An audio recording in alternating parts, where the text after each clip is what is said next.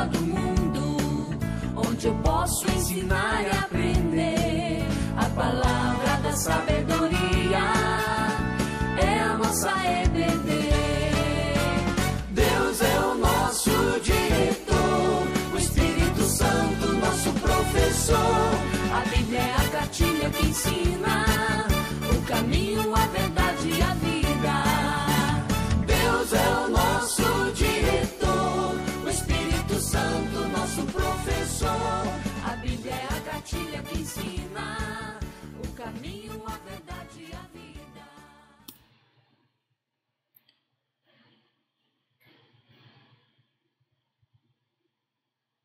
Olá, bom dia, tudo bem? Alunos, amigos, adolescentes, a todos que nos assistem, que nos ouvem. Um ótimo dia, um bom domingo a todos. É um prazer ter vocês aqui. Hoje estaremos estudando mais uma lição, a lição de número 11, um grande influenciador, Neemias. Lembrando sempre que a gente está acompanhando essa revista, A Volta para Casa, o retorno do exílio da Babilônia. Estamos na lição 11.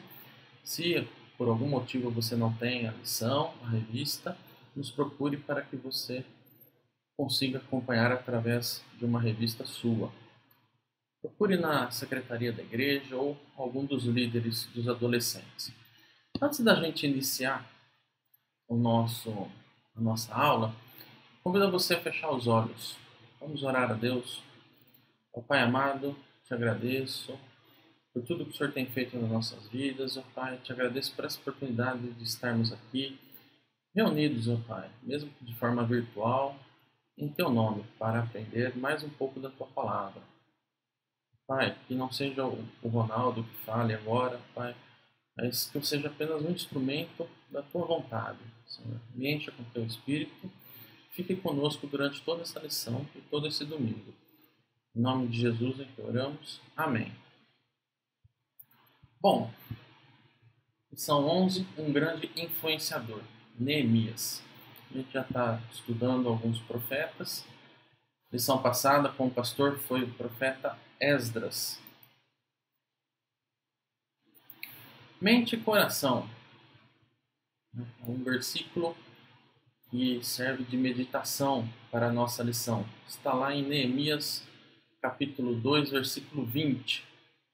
O Deus dos céus é quem nos dará bom êxito. Nós, seus servos, nos disporemos e reedificaremos. O Deus dos céus é quem nos dará o bom êxito. Convidar vocês a abrirem a sua Bíblia. Nossa instrução básica de hoje está lá no livro de Neemias, no capítulo 2. Então, se você não tem a sua Bíblia, você pode pausar o vídeo, pega a sua Bíblia e juntos vamos ler. Vamos lá.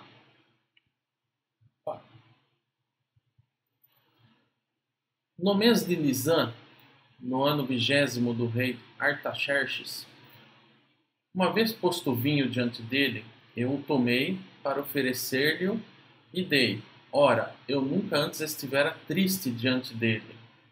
O rei me disse: por que está triste o teu rosto, se não estás doente? Tem de ser tristeza do coração. Então temi sobremaneira.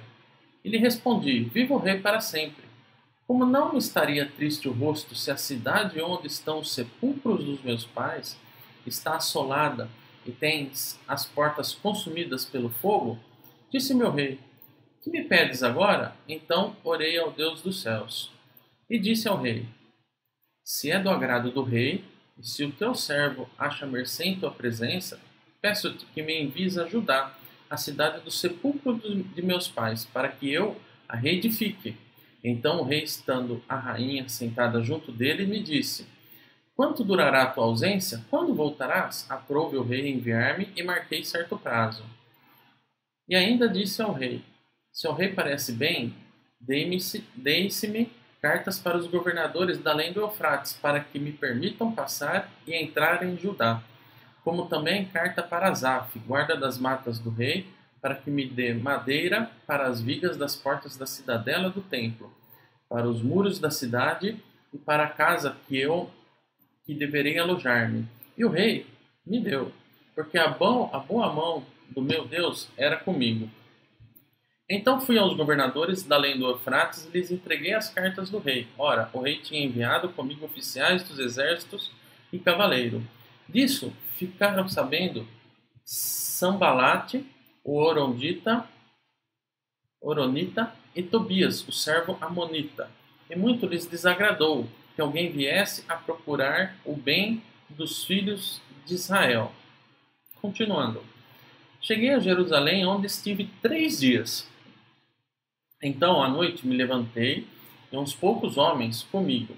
Não declarei a ninguém o que meu Deus me pusera no coração para eu fazer em Jerusalém. Não havia comigo animal algum, senão o que eu montava. De noite, saí pela porta do vale para o lado da fonte do dragão e para a porta do monturo, e contemplei os muros de Jerusalém, que estavam assolados, cujas portas tinham sido consumidas pelo fogo. Passei à porta da fonte e ao açude do rei, mas não havia lugar por onde passasse o animal que eu montava. Subi à noite pelo ribeiro e contemplei ainda os muros. Voltei, entrei pela porta do vale e tornei para casa. Não sabiam os magistrados onde eu fora nem o que fazia, pois até aqui não havia eu declarado coisa alguma, nem aos judeus, nem aos sacerdotes, nem aos nobres, nem aos magistrados, nem aos mais que faziam a obra. Então lhes disse: estáis vendo a miséria em que estamos? Jerusalém assolada e as suas portas queimadas. Vinde, pois, edifiquemos os muros de Jerusalém e deixemos de ser opróbrio. E lhes declarei como a boa mão do meu Deus estivera comigo e também as palavras do rei que me falara. Então disseram: disponhamo-nos e edifiquemos, e fortaleceram as mãos para a boa obra. Porém, Sambalate, o Oronita, e Tobias, o servo Amonita, e Gesem, o arábio, quando souberam, zombaram de nós e nos desprezaram e disseram: que é isso que fazeis? Quereis rebelar-vos contra o rei? Então lhes disse: ó, o Deus dos céus é quem me dará o bom êxito. Nós, seus servos, nos disporemos e reedificaremos. Vós, todavia, não tendes parte, nem direito, nem memorial em Jerusalém. Para a gente entender um pouquinho do contexto da onde Esdras vivia. Esdras e Neemias, eles cobriam os anos de 538 a mais ou menos 433 antes de Cristo. Neemias, ele foi copeiro do rei, né? Aquela pessoa que servia ao rei, e a função dele era, de um primeiro momento, servir vinho ao rei. Só que antes dele servir o vinho para o rei, ele experimentava o vinho. E se o vinho tivesse envenenado, ele não servia ao rei. Então, se porventura o vinho tivesse envenenado, o rei ficaria salvo e quem morreria era quem? O copeiro. Nesse caso, Neemias. Porém, isso era muito frequente naquela época da Pérsia e festas eram regadas a vinho. Então, ele estava direto com o rei Artaxerxes. E isso dava muito acesso para ele, né? Porém, teve um dia, né, que o rei viu que Neemias estava triste, né? E só que Neemias ficou preocupado com isso daí, porque na época a etiqueta falava que os servos que frequentavam a corte do rei, eles tinham que ter um comportamento alegre, agradável. E Neemias, que estava triste por causa da destruição de Jerusalém, ele tentava esconder essa dor. E ele foi escondeu por um bom tempo essa dor, só que teve um momento que o rei percebeu isso, né? Detalhe, Neemias, ele não era descendente de Davi, E ele ocupou um cargo e recebeu muitas incumbências reais. E ele foi nomeado depois governador de Judá. Lembrando que ele saiu, né, com as cartas do rei, dando livre acesso para ele, perante todos os outros governadores. E quando chegou lá em Jerusalém, que estava destruída, ele tinha livre acesso, carta branca, para poder reconstruir a cidade. Inclusive lá, como a gente leu no texto, com a disponibilidade de madeiras, as vigas que seriam utilizadas e a mão de obra, né? Neemias viveu, trabalhou e serviu no contexto do reino de Deus, sempre focado na aliança de Deus. Aliança que Deus fez lá com Abraão, onde separou o povo, né, o povo de Judá, né, e ele sabia disso, Neemias, e ele compreendia a vontade de Deus para a vida dele e para o povo dele, para as nações. Neemias agia como um mediador em nome de Deus, soberano Senhor da aliança. Então, Neemias foi um modelo na aliança, ele foi um governador e um servo fiel. Então esse era o contexto de Elias. Vamos ver agora aqui uma timeline, né, uma linha do tempo, desde do rei Davi. Preparei aqui para vocês. Então, a gente tem lá, né, o período dos eventos do livro de Neemias, até chegar ali a Jesus. Davi, mais ou menos 1000 anos antes de Cristo. Começou o cativeiro babilônico, depois veio o decreto do Ciro, que teve o primeiro retorno a Jerusalém, depois, em 538 a.C. Um pouquinho depois, 444, retorno de Neemias a Jerusalém. Depois passamos ali 425 a.C. até chegar a Jesus. Então, lembrando disso daí. Importante, se a gente olhar do início, nós sabíamos que Jesus seria, quando Jesus nascesse, quando viesse o Messias, naquela época do Antigo Testamento, ele seria um descendente direto do rei Davi. Então é importante a gente ver essa linha do tempo aí.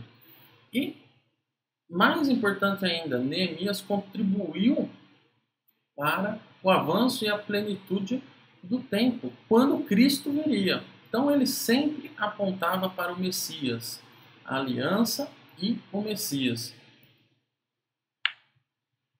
Por quê? Para que Cristo cumprisse toda a justiça. Certas coisas tinham que ser preparadas. Então, nós sabíamos que Jesus seria descendente de Davi e ele tinha escolhido um povo, que era os judeus. Então, algumas coisas tinham que estar preparadas para que tudo isso acontecesse. Então, o Messias tinha que nascer numa comunidade judaica e que cumprisse as leis cerimoniais. Isso aí está lá em Lucas. Depois vocês podem ler. Porque o Senhor aparecia repetidamente em seu templo. Tá? Então, o Messias tinha que nascer numa comunidade judaica. E como que estava a comunidade judaica naquela época? Jerusalém estava destruída, né? Estava com as portas, estava fogo, tudo destruído, né? Como que Jesus iria nascer numa comunidade destruída? Tinha e outro detalhe, além dessa reconstrução da comunidade judaica, tinha de haver uma clara distinção entre os gentios e os judeus, para que houvesse uma identificação correta e inequívoca de quem era o Messias, de que o Messias tinha vindo da linhagem do rei Davi. A salvação viria dos judeus, na pessoa do descendente de Abraão e Davi, como nós vimos. E, para que isso acontecesse, tinha de haver uma forte comunidade judaica, mas não só isso, não só essa comunidade forte, mas a comunidade tinha que ter todos os mecanismos para excluir toda a influência que os gentios tinham sobre ele, né? E a obra de Neemias, como nós vimos, foi reconstruir aquela cidade, e ele sempre foi um servo fiel, como nós vimos. E a exigência dele era o quê? Pureza na sua adoração, que foram os componentes fundamentais para a vida de Cristo. Então, todo o trabalho desenvolvido por Neemias está totalmente ligado com a vinda de Cristo. A gente consegue ver muito bem nessa linha do tempo.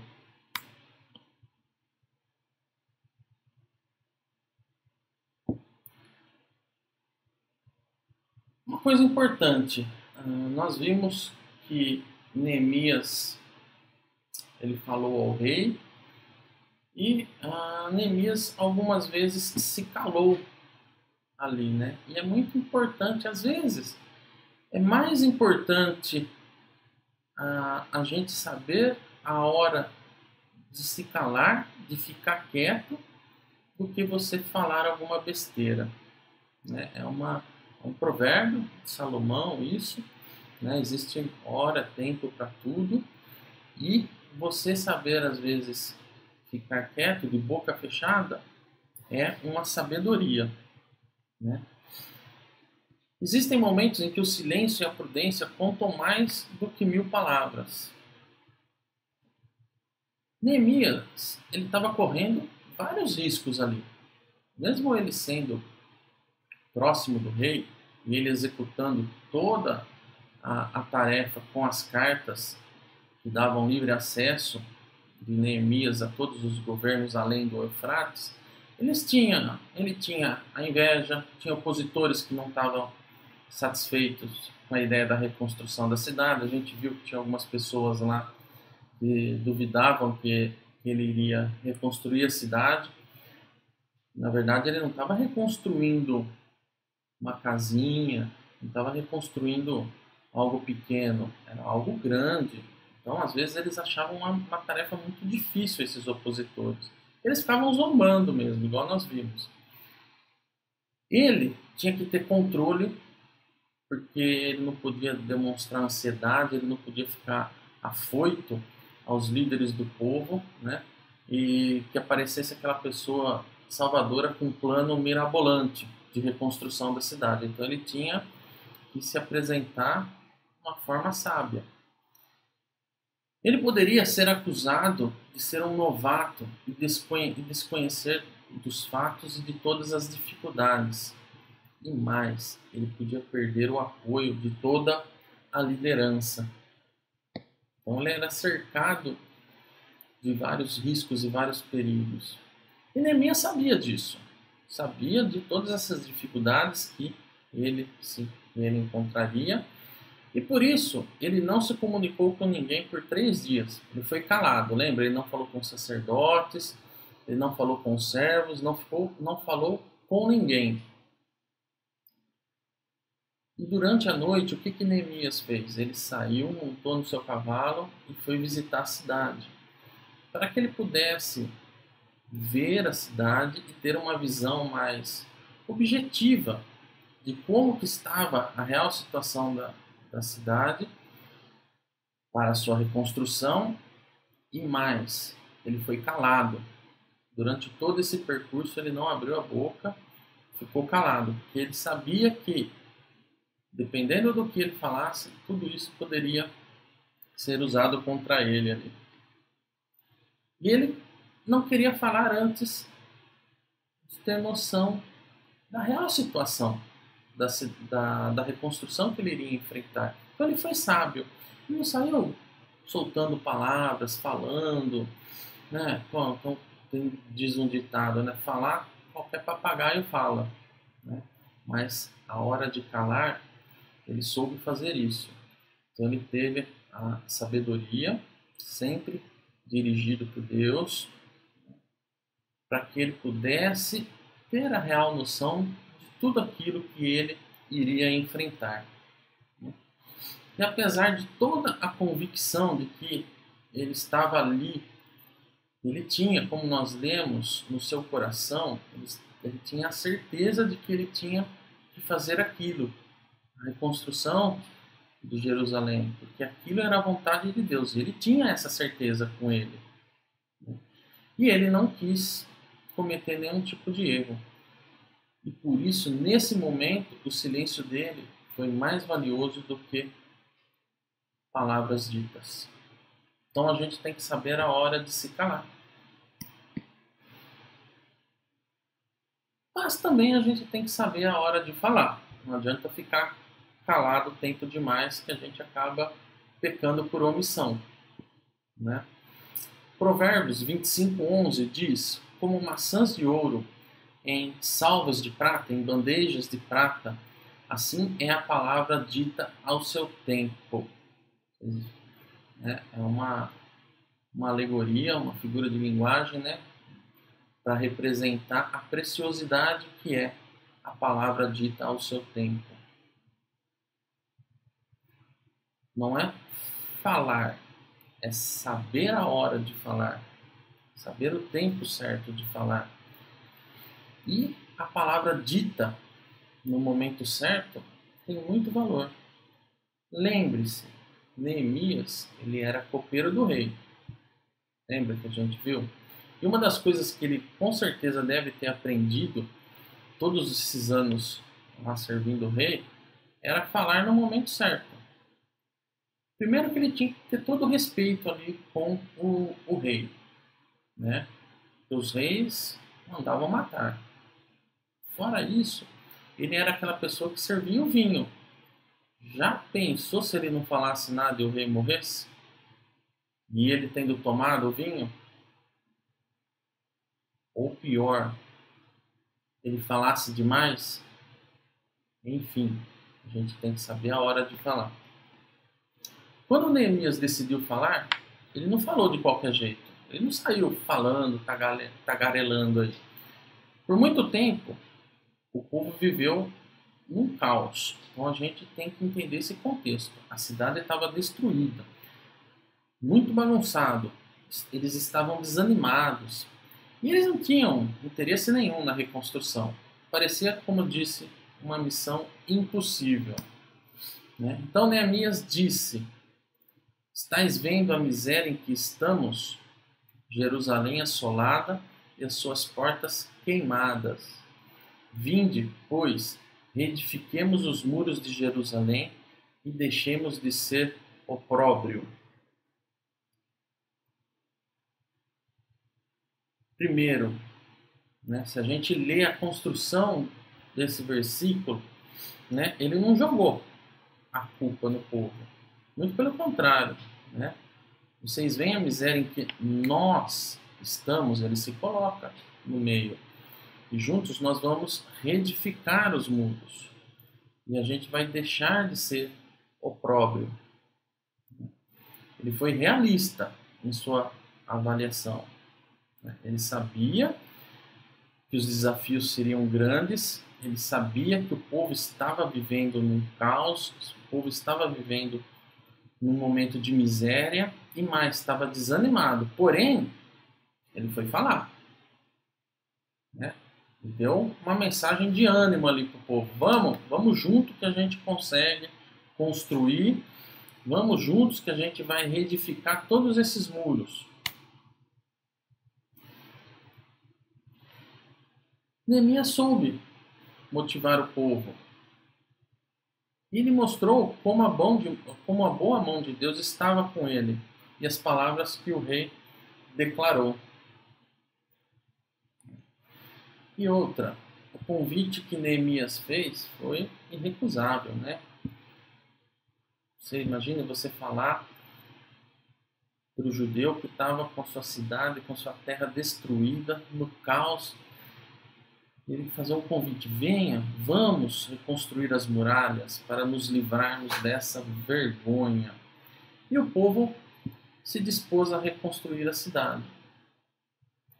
Então, o importante é o momento que você vai falar e o que você vai falar. As palavras que você fala são palavras de motivação, assim como Neemias fez. Neemias motivou o seu povo. Continuando. também existe a hora de resistir. Lembra que tinham pessoas que jogavam contra ali, né? Ficavam desanimando, ficavam zombando de tudo que Neemias buscava para fazer. Então, assim como existe a hora certa para calar e para falar, também existe a hora certa de resistir.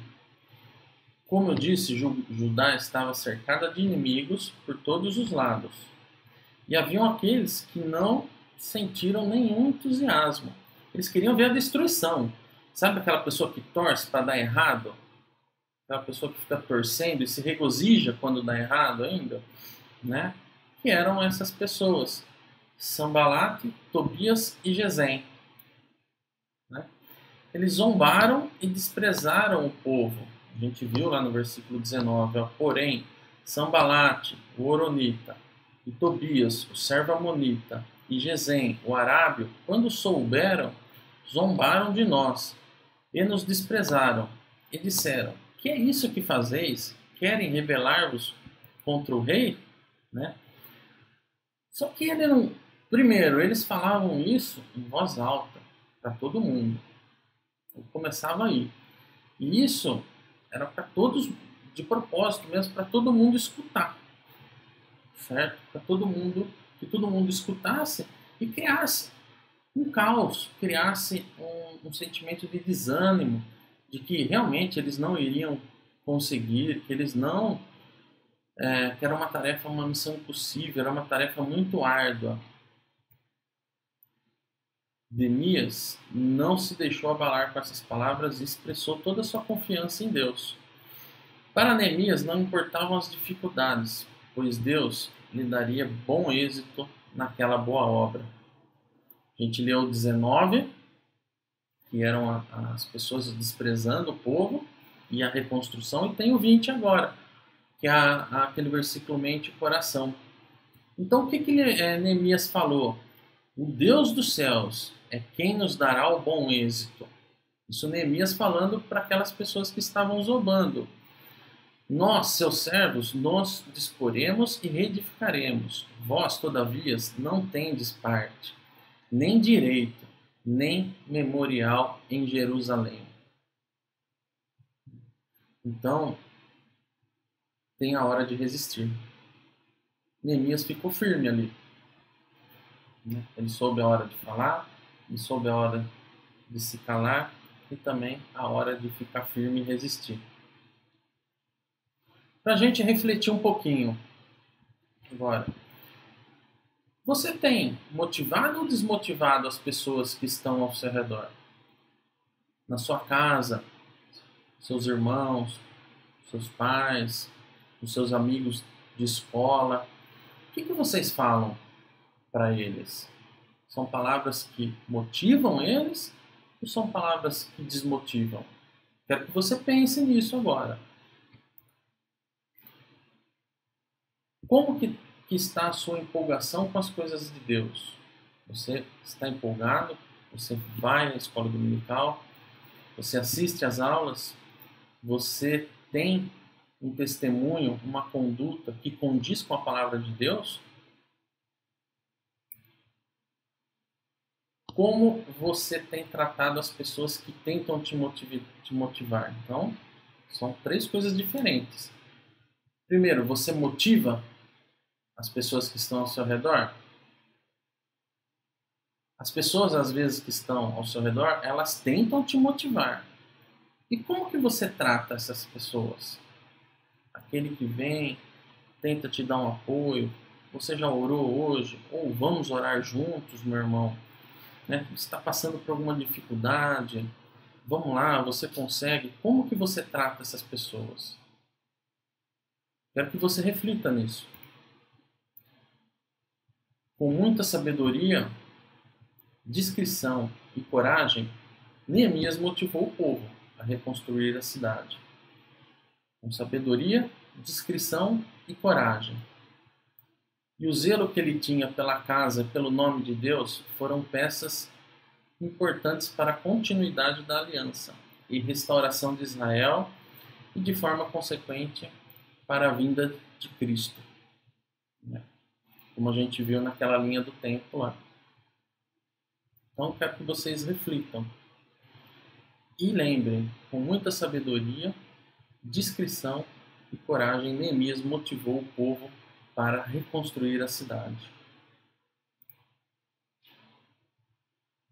Agora, passar uma dica de leitura aqui para vocês, que a revista nos dá aqui. Na verdade, é um livro que fala sobre Esdras e Neemias. O autor é o Tiberius Rata, da editora Cultura Cristã, certo? E que é a mesma editora da nossa revista.